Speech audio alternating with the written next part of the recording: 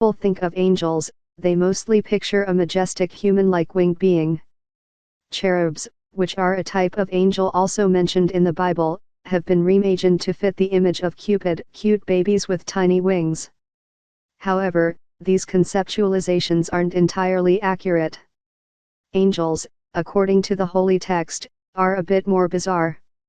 According to the Bible, there are different types of angels which surround God. Maimonides, a Jewish scholar from the 12th century, ranked these beings in terms of importance in the hierarchy of heaven. What arises is a description of 4 beings from that hierarchy that have been explained in detail in Scripture, and the historical circumstances around their conceptualization. The cherubim, later shortened to cherub, is the lowest in rank among the 4. The Bible describes these beings as animal-human hybrids, tasked with guarding the Garden of Eden against humankind. In the book of Ezekiel, the prophet's vision depicts them as having 4 faces, that of a lion, an ox, an eagle, and a human. They have straight legs, 4 wings, and bull hooves for feet that gleam like polished brass. One set of wings covers their body, and the other is used for flight. This description is far from how we imagine the cherub now.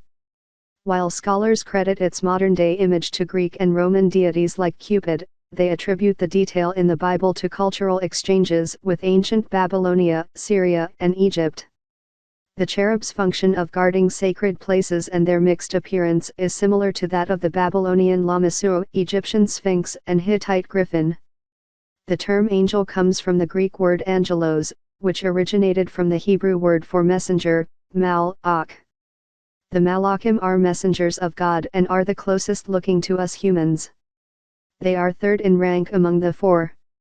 In the Old Testament, they acted on God's behalf, as did the angel of death in the Passover story or Michael, the archangel who protects heaven.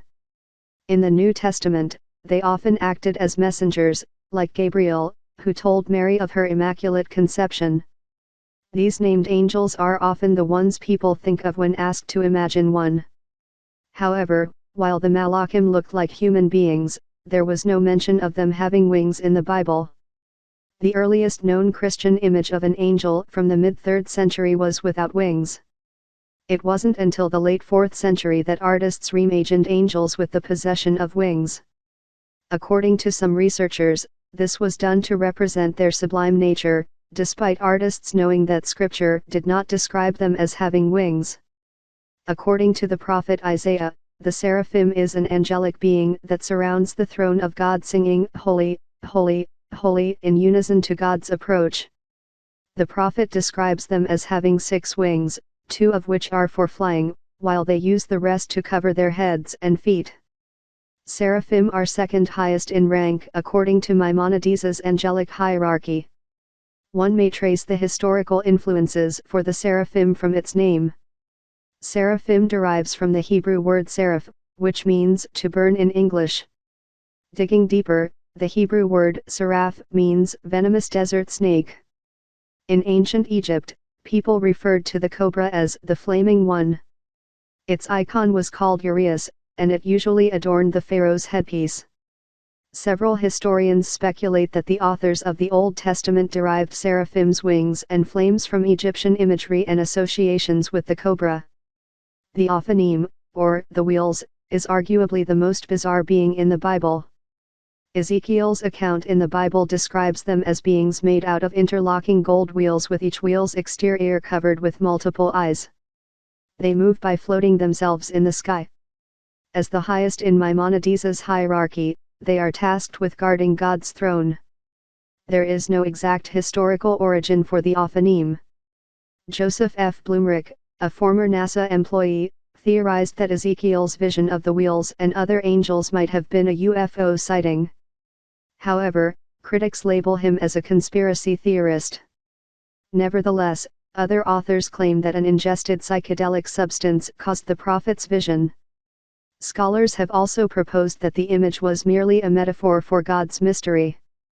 Final thoughts. It's interesting to take a step back and observe the conception of these beings from a secular standpoint. Centuries of culture, geography, and history have shaped what we have collectively forgotten and reimagined as angels. The otherworldly nature of these beings is also of note to believers in Christian and Jewish scripture. If they are worthy, they'll be spending an eternity in heaven with God alongside these bizarre beings. Beings.